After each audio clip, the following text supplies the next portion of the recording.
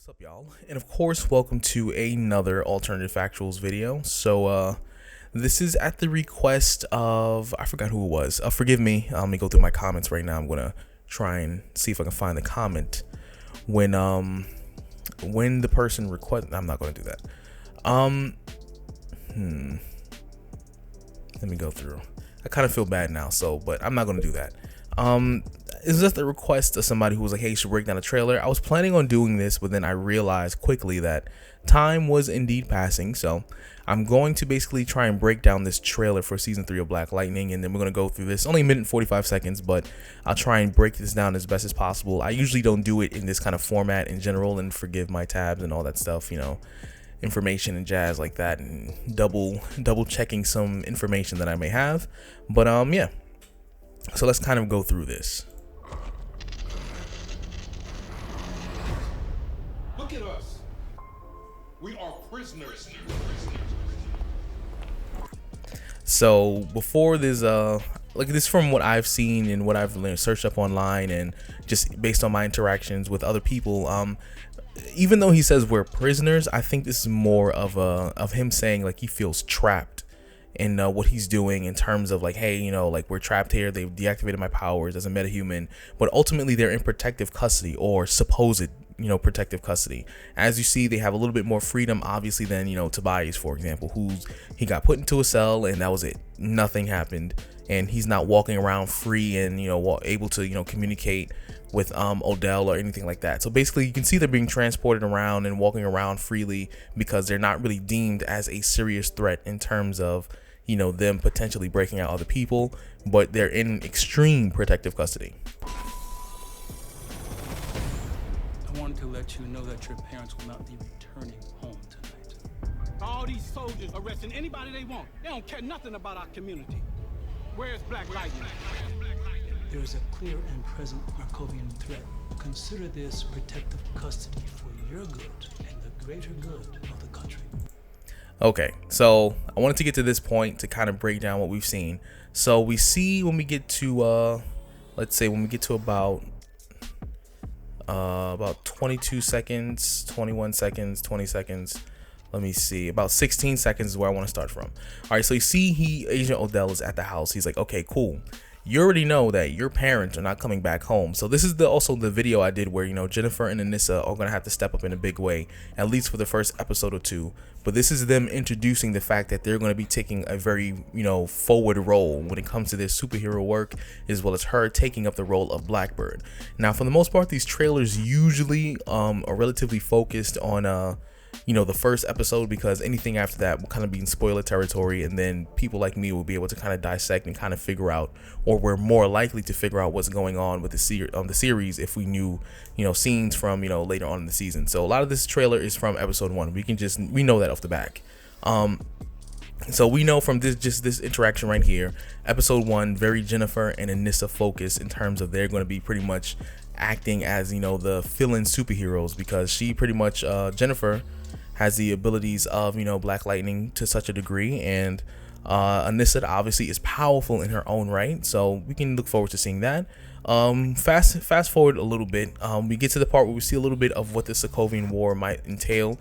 Bodyguards, basically metahumans in cages, because remember, I keep saying Sokovia. Markovia actually is one of those places where they're looking to stockpile metahumans. So of course there's probably some kids from Freeland. There's kids missing from Freeland, as well as you're going to start to see like the correlation between how the kids are being treated, as well as Agent Odell and his motives, and just basically all these things are going to start to kind of converge into a singular point. And this is the moment in which a lot of this is going to start to come together from last season and what we're going to be expecting for the future season.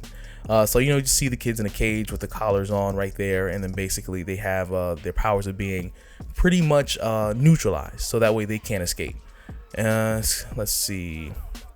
Now this scene I think is just not really a throwaway scene per se, but ultimately this is just a scene where he's trying to escape based on I'm pretty sure after he got transported to a different room, he didn't have his collar on, but basically this is probably a room designed for his abilities, where it's absorbing his electrical energy, or he could be absorbing. Either way, it's a room designed specifically for him where he couldn't escape immediately. Like I said, he's in protective custody and he's not being held to such a degree, much like Tobias is. There is a clear and present Markovian. All right, we see the trucks. Like I said, they're just going over the Markovians and showing that yes, they're basically just, amassing power. They're amassing an army. And even in this scene right here, he's describing to them like, yeah, they may feel like prisoners, and to some degree, they kind of are a little bit, but they're in protective custody. Even like I'm gonna play right now. Good of the country. I'm gonna actually go back so I can get the whole thing. Good. Your good. Custody for your good and the greater good of the protective custody for your good and the greater. There we go. Yeah. So he said protective custody for your good. So just wanted to confirm that. Okay, so this scene right here, by the way, this is Anissa taking on the role of Blackbird. Like I said, I did a video solely for that. Blackbird, for the most part, I think is a throwaway name. She doesn't really have any outfit that's similar to any Blackbird that exists in the DC universe right now. But it's just a name to reference that, yes, the character does exist or will be in existence. But like I said, just a throwaway name, something cool. And obviously she's wearing black, and Blackbird is a cool little, alias. So that way people don't recognize her who might have saw her from like the news or something in Freeland. This country is on the brink of war. But also you can see Jennifer is becoming quite adept at using her powers and able to fly, a lot more efficiently, effectively, instead of just giving off a huge wad of aura around her body.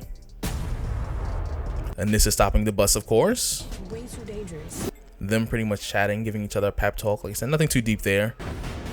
This villain, I'm trying to nail who this is. And once I figure out exactly who this is, I'll do a breakdown. It's not very clear right now. And the power, even though it's kind of specific where it kind of disintegrated the door and it's not really any ash or acid, it's somehow, I'm trying to figure out who that is. There's too many characters that fit that description. Once I get details, I'll definitely break that down. Anissa could be dead. She could be. Put Freeland on lockdown. I'm letting you know, like, the music and the action for this trailer is starting to kind of really get me excited a little bit more. Okay, let's just keep going. Like I said, right now there's nothing of really major plot importance, but we can keep moving. You got them coming from all sides. We'll be home. Yeah, so basically that's just confirming that Anissa and Jennifer are going to be taking a very front role when it comes to them battling, the supervillains in Freeland, as well as the whole Markovian situation. And in this particular scene, we see that, yes, they're able to video chat with their daughters because, like I said, they're not being held as prisoners. They're in protective custody for two reasons, actually. Lynn is highly intelligent when it comes to genetics and protein synthesis regarding metahumans. So remember, keep her in mind. She's someone you want to keep off the board, because if she gets abducted, it's a wrap. She can basically create metahumans, or she can basically make sure that the metahumans that they have that are unstable are basically going to become stable because of her. She is the key to a lot of this, which is why she must be kept off the field. He must be kept off the field simply because she would do something in response to save him. People can obviously see the correlation between them two, or basically come after Black Lightning because, one, he's pretty much the oldest, metahuman that they've seen. And even, let's say, technically, if they were to include them in the Arrowverse, he's one of the older metahumans that we've seen, period. He's been doing this for 20 plus years. So he's going to be a problem. His powers have pretty much been, stable and, in control for 20 years, and it hasn't had any adverse effects on him. If anything, it's actually been improving his livelihood. He has an enhanced healing factor. The more power he absorbs, the faster he can heal. And, he had like a miniature brain aneurysm, I think in season 1, and then he just recovered from it within like an hour or two. So he's definitely going to be a problem, and they will seek to kind of control him. Okay, people are saying Black Lightning's dead. Looks like he is. The truth is so rare. And in this scene, I think they're analyzing his abilities. They're basically trying to see how his abilities work. So that way, I think the ASA is going to be responsible for giving him his brand new Black Lightning suit. It would be super dope if they gave him a power up, because I think they played Black Lightning crazy by making him kind of weaker, or on the weaker end of the spectrum, in terms of, how powerful he should be. Basically, he should be as powerful as Jennifer is, if not more powerful. And so dangerous. How much worse does it have to get? I'm gonna get out of here. Then I'm gonna kill. All right, this is the part I want to focus on. Now, Tobias is in the same place that he is with as Black Lightning. Tobias and Black Lightning are in the same facility. What makes this interesting is that I feel like, let's say hypothetically, I feel like because of his drive to get Black Lightning, he will escape. And I think his escape will somehow be orchestrated by Black Lightning himself. There's going to be terms to some sort of agreement, or he's going to have to use Tobias in order for him to achieve a goal, and thus Tobias is going to escape.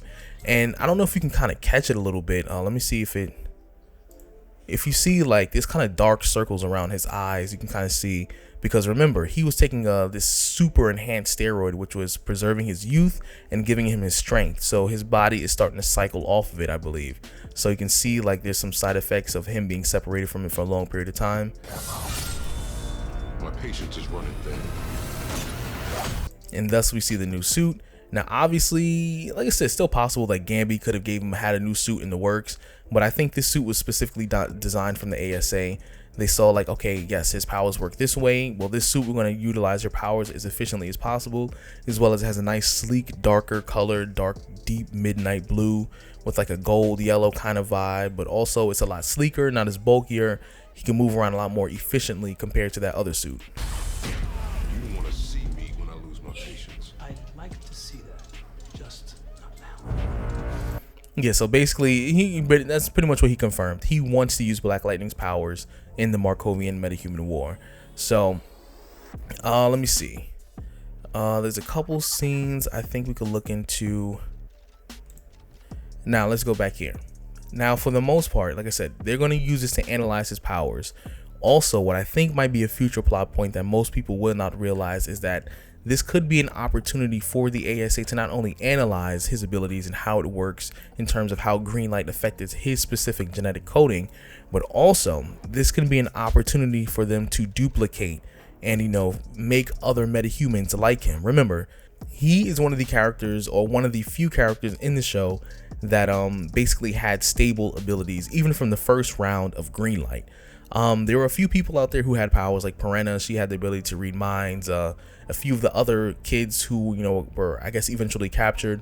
But in general, he's the one who was not only stable, but his powers were extremely powerful, and he was efficient, and he was well trained. So basically, I'm pretty sure they'll use this data to figure out, all right, this is how Black Lightning's powers work. This is how it interferes with, you know, his mind. This is how it affects his body. He has an enhanced healing factor, because a lot of people don't realize this. Remember, Black Lightning got shot in the second season, and he was shot in his chest. And do you see any scarring? No. Meaning his powers have enhanced his healing factor, allowing him to heal pretty much perfectly. So this is what I mean. Like, they're going to find a way to duplicate his powers. Yeah, they're going to analyze it, see how it works, but ultimately he's going to be duplicated, or they're going to attempt to duplicate him. And I wouldn't be surprised if we see another character pop up with similar abilities. This could be their way of introducing Static Shock. Who knows? But, you know, we can definitely figure that out later. Also, this is basically the ASA. You see in the logo right there. Basically, I'll try and zoom into it on the video, but you see the ASA logo. This is one of the ASA officers, and he's talking to Henderson. Henderson is well aware, obviously, of who Black Lightning is, which is why I'm not surprised that he would come to him directly, because I'm pretty sure Odell is aware that Henderson knows who Black Lightning is. So he went to him specifically knowing that Black Lightning's missing. I'm pretty sure at some point he'll figure out that Black Lightning was taken by the ASA, but ultimately they're going to be kind of using or exchanging intel to some degree in order for them to combat this Markovian war that's coming to Freeland. So basically he's here bringing news from the ASA, telling them what to expect, and then he's going to be in town a lot more frequently. We're going to see his face a little bit more frequently, because he is basically the one in charge of the assault or the battle with the Markovians, outside of people who are already metahumans. But I think for the trailer, that's everything you need to know going into season 3. At least all the important information for season 1. Them analyzing his powers, him approaching Henderson, Jennifer and Anissa, you know, becoming the mainstay for the first episode, as well as just in this season period. They're going to take a more leadership role. Jennifer kind of having more control over her powers. Anissa kind of going out on her own. This new metahuman who, like I said, I'll do a video about once I find out who he is. Like I said, he has literally like 16 frames worth of, you know, visuals in this particular trailer. And basically we're just going to see what they're going to do going forward when it comes to all these characters. But if you enjoyed the video, if you want more videos like this, or if you want a format like this, please be sure to like, share, and of course subscribe. Leave your comments down below. Let me know what you think. Let me know what you're feeling, and I hope to see you later on. Peace out.